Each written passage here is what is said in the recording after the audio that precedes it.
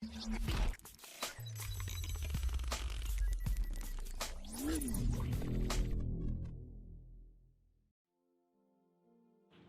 Umoja.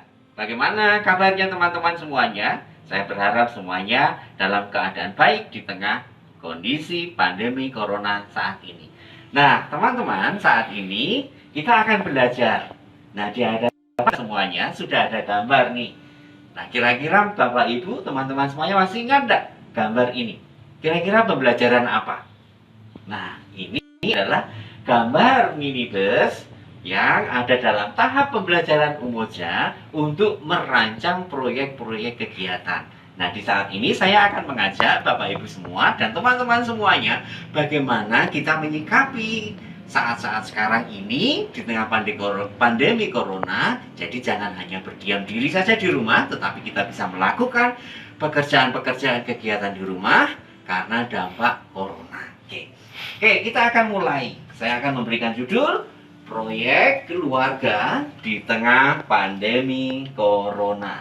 Nah, ini Bapak Ibu, jadi kita akan mulai pembelajaran ini. Proses pembelajaran ini adalah buah gambar bis yang akan berjalan dengan tujuan. Kemudian di depannya ada pohon tumbang, kemudian ada ini batu, kemudian ini juga ada batu yang mengganjal di ban, dan semuanya ada penumpangnya di sini. Nah, ini adalah gambaran bagi kita untuk merancang sebuah proyek keluarga di saat ini.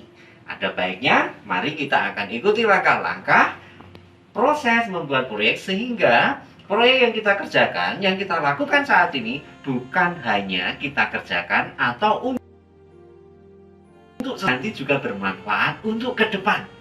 Tidak berhenti sampai di sini, tapi berkelanjutan. Jadi kita bisa mengetahui tujuannya, dasarnya, alasannya, dan apa yang akan kita kerjakan nanti. Oke, mari kita akan masuk dalam proses pembelajaran tahap demi tahap secara cepat.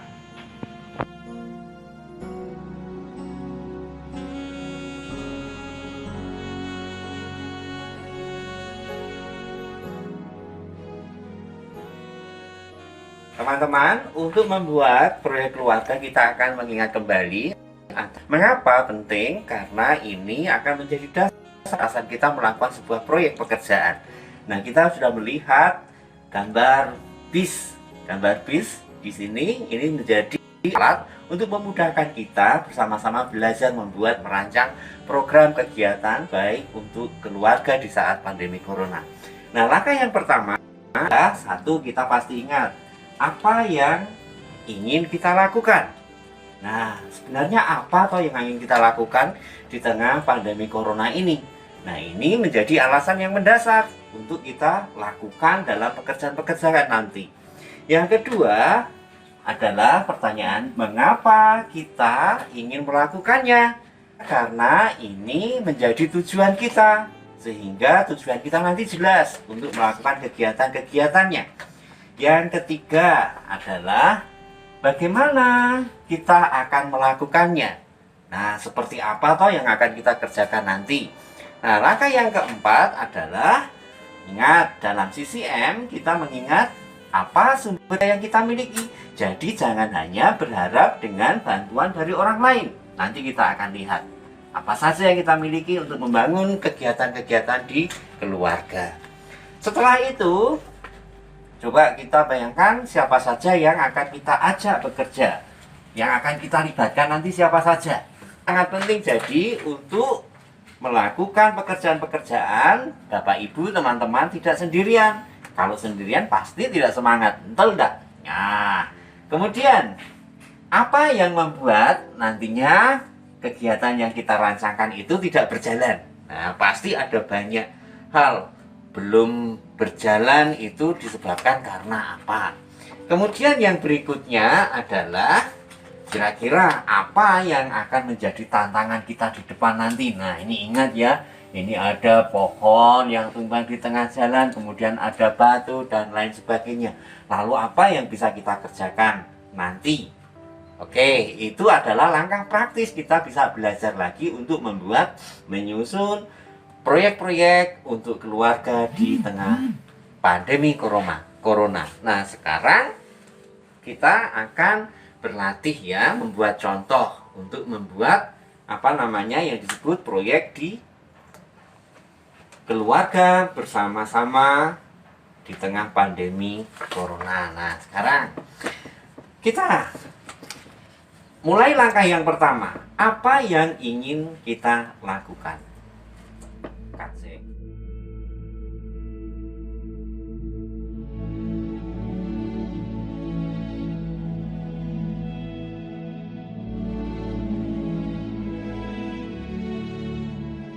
Sekarang kita akan mulai membuat contohnya. Apa yang bisa kita lakukan? Misalnya, pertama, kita akan membuat kebun sayur. Nah, kebun sayur keluarga. Nah, terus yang kedua, langkah yang kedua, mengapa kita ingin melakukannya?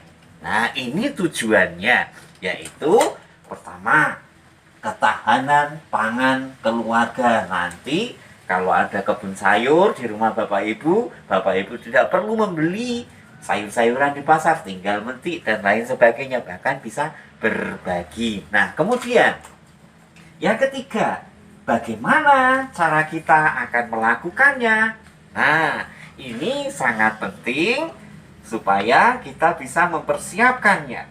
Nah, ini dia langkahnya. Oke, menyiapkan tempat, media, atau peralatan, bibit sayuran, dan lain sebagainya.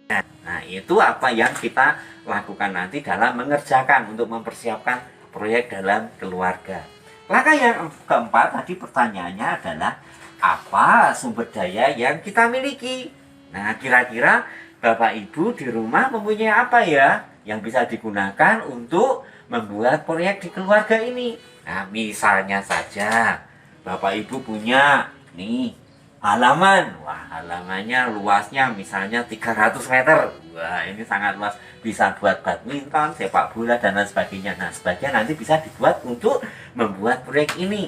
Kemudian mungkin kita punya pupuk kandang. Nah, nanti bisa untuk membuat tanaman. Kalau Bapak Ibu tidak punya pupuk di rumah karena juga tidak punya kandang, nah nanti ngintip-ngintip di tetangga. Siapa tahu di rumah tetangga ada pupuk, minta saja mungkin 1 bagor. Kalau tidak cukup ya minta 1 truk, kan begitu. Kemudian tanah, ini pasti Bapak Ibu punya. Kemudian pot bekas, nah ini nanti bisa digunakan sebagai peralatan yang lainnya. Kemudian apalagi? Ada kantong plastik bekas, misalnya bekas-bekas tempat minyak goreng dan lain sebagainya. Sumber daya lagi apa? Keluarga kita itu adalah sumber daya yang paling penting. Nah, kemudian yang berikutnya, nih, siapa yang akan kita libatkan nanti? Nah, siapa Bapak Ibu? Nah, karena Bapak Ibu, teman-teman semuanya pasti punya keluarga. Ajak semua keluarga mulai berdiskusi, merancang, dan melakukan kegiatan-kegiatan, proyek-proyek yang ada di rumah. Kemudian tetangga, kenapa tetangga?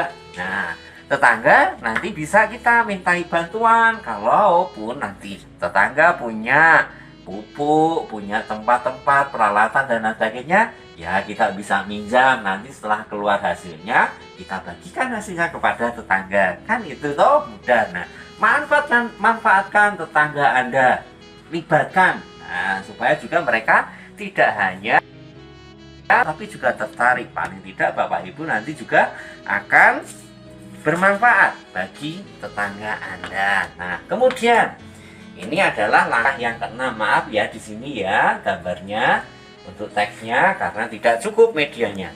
Apa yang membuat proyek kita tidak berjalan nantinya? Nah, ini penyakit yang biasanya gampang hinggap atau ada di kita. Malas, sibuk sendiri, malah main HP, main WA grup, dan lain sebagainya. Tidak ada waktu karena sibuk dan lain sebagainya. Ya, ini yang kadang nanti bisa membuat proyek kita tidak bisa berjalan. Yang ketujuh adalah apa tantangan kita di depannya nanti. Nah, tantangan yang membuat proyek kita itu menjadi bubar atau berhenti. Wah, ini ada pengalaman. Proyek kita diserang ayam. Wah, ayamnya menyerang proyek kita. Kemudian cuaca yang panas. Nah, ini butuh AC mungkin nanti ya. Nah, kemudian untuk merawat. Nah, ini Bapak Ibu, sebenarnya teknik sederhana kita bisa belajar bagaimana menyusun proyek. Proyek yang ada dalam keluarga kita bersama tetangga kita. Untuk sementara waktu kita tidak bisa berkumpul dengan kelompok pembelajar kita, tetapi kita bisa melakukannya bersama dengan keluarga dan anak-anak dan juga kita. Nah, yang penting bukan hasilnya, tetapi proses ini sangat baik. Ketika Bapak Ibu mempunyai tujuan, dasar, dan alasan yang kuat, nah pasti nilai-nilai CCM Umoja akan terus berkembang dan bertumbuh dalam kehidupan keluarga. Semoga ini menolong bagi kita semuanya, keluarga pembelajar Umoja, untuk semakin bermakna di tengah pandemi.